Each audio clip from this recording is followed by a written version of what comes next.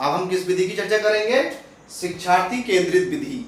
इस विधि के अंतर्गत देखिए कुछ विधियां आपके सामने मैं प्रस्तुत कर रहा हूं। एक है आपकी ह्यूरिस्टिक विधि, प्रोजेक्ट विधि, अधिन्यास विधि, चर्चा विधि और आपकी है आगमन निगमन विधि। अब हम चर्चा करेंगे ह्यूरिस्टिक विधि पे। देखिए ह्यूरिस्टिक विधि के जो जन्मदाता हैं वो कौन है? Professor H.E. आर्मस्ट्रॉन्ग। अब देखिए आप बात समझिए इस विधि की, इसकी सबसे बड़ी विशेषता क्या है? ये पूरी की पूरी विधि आपकी वैज्ञानिक दृष्टिकोण पे आधारित है। इस विधि के अंतर्गत विद्यार्थी सक्रिय रहता है, उसके अंदर परिश्रम करने की क्षमता बढ़ती है और विशेष बात इस विधि के अंतर्गत क्या है? इसके अंतर्गत ये विधि पूरी की पूरी निर्माण आधात्मक है, ना कि सूचनात्मक। इस विधि के अंतर्गत विद्यार्थी के जो अंदर क्षमता बढ़ती है वो निर्माण करने की बढ़ती है।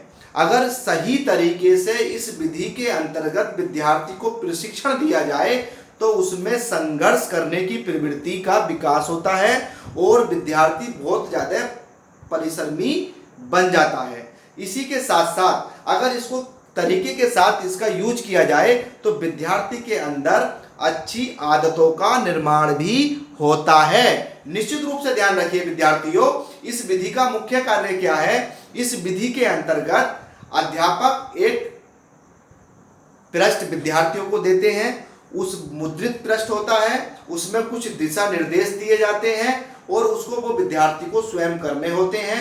इस विधि के माध्यम से विद्यार्थी के अंतर्गत चिंतनशीलता आती है, उसके चिंतनशील का विकास होता है, उसकी अच्छी आदतों का विकास होता है, सोचने समझने की क्षमता बढ़ती है और विशेष बात पूर्णतः वो विद्यार्थी करके सीखता है। और एक विशेष बात विद्यार्थियों इसके अंतर्गत ये है, अगर विद्यार्थी को किसी प्रकार की कोई समस्या आती है तो विद्यार्थी स्वतंत्र होता है अपने अध्यापक से उस समस्या के बारे में पूछने के लिए। क्लियर हो रहा है? अब हम आपको आगे कहां लेके चल रहे हैं? अब हम अगला पॉइंट है हमारा प्रोजेक्ट विधि। देखिए प्रोजेक्ट विधि की मैं आपसे बात करता हूं। इस विधि से संबंधित कंपटीशन में भी आपसे प्रश्न पूछे जाते हैं, चाहे वो सीटेट की परीक्षा हो या यूपी टेट की परीक्षा हो या स्टेट टेट की परीक्षा हो, कोई से स्टेट की परीक्षा हो, इससे संबंधित प्रश्न पूछा जाता है। आपसे देखिए क्वेश्चन क्या पूछता है वो? सबसे पहले आपसे ये पूछता है प्रोजेक्ट या योजना विधि, इसका दार्शनिक दृष्टिकोण पे आपसे पूछता है कि दार्शनिक पृष्ठभूमि क्या है। तो विद्यार्थियों इसकी दार्शनिक पृष्ठभूमि है प्रयोजनवाद। एक क्वेश्चन आपसे यहाँ पे ये बनता है कि योजना विधि के दार्शनिक प्रेरणा कौन थे? तो दार्शनिक प्रेरणा पूछ रहा है तो क्वेश्चन का सही जवाब है जॉन डीवी। फिर आपसे प्रश्न ये पूछता है कि योजना विधि के वर्तमान प्रवर्तक कौन है? तो कौन है वर्तमान प्रवर्तक? हम जॉन डीवी के पास चलेंगे। जॉन डीवी के शिष्य है किलपैट्रिक। कौन है वर्तमान प्रवर्तक? जॉन डीवी के शिष्य है किलपैट्रिक।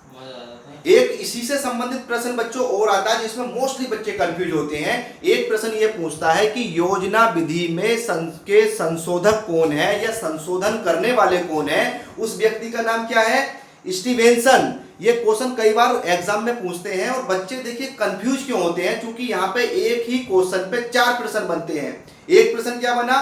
एक प्रश्न बना इसकी दार्शनिक पृष्ठभूमि, सीधा सीधा है प्रयोजनवाद।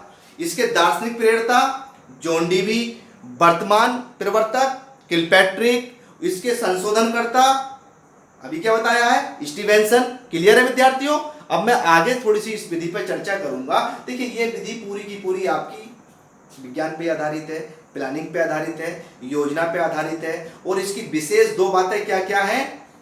एक तो ये जीवन से आधारित है, दूसरा करने से आधारित है, करके सीखना और जीवन से सीखना। 2 विशेष बातें इस विधि के अंतर्गत कि करके सीखना, इसके अंतर्गत विद्यार्थी जो प्रोजेक्ट तैयार करता है वो करके सीखता है और अपने जीवन से संबंधित चीजों को जोड़ता है इसमें, और उस जीवन में जो चीजें वो सीखता है उस जीवन से भी सीखता है। क्लियर हो रहा है? अगला पॉइंट मैं आपको लेके चलता हूं अधिन्यास विधि के अंतर्गत।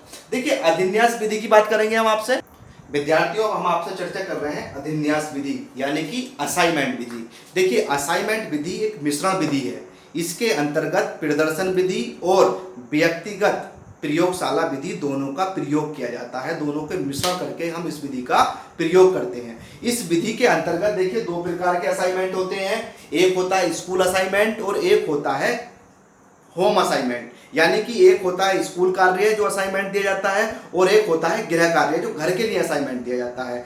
इसके अंतर्गत विद्यार्थी स्वतंत्र होता है अपने विचारों को उस असाइनमेंट के माध्यम से प्रस्तुत करने के लिए।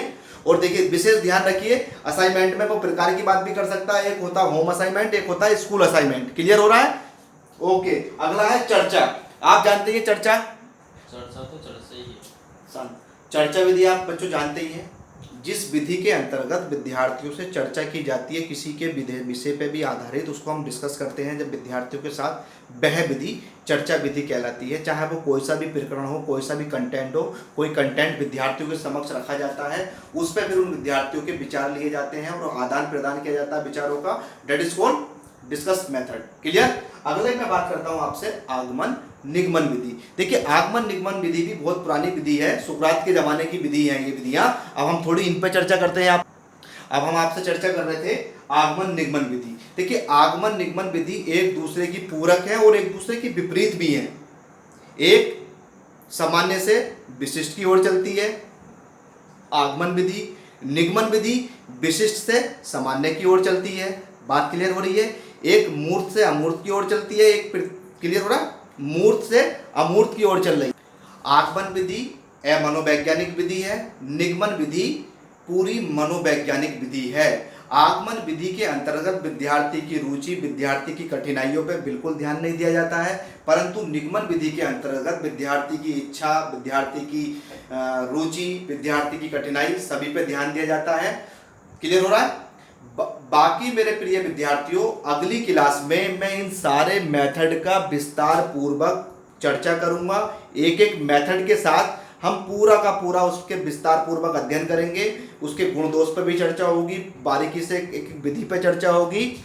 मेरे प्रिय विद्यार्थियों, मेरी वीडियो आपको अगर अच्छी लगे तो उसको लाइक करें, परंतु सब्सक्राइब भी करना ना भूलें। अगली क्लास मेरी आएगी, कल मिलते हैं। Okay, thank you.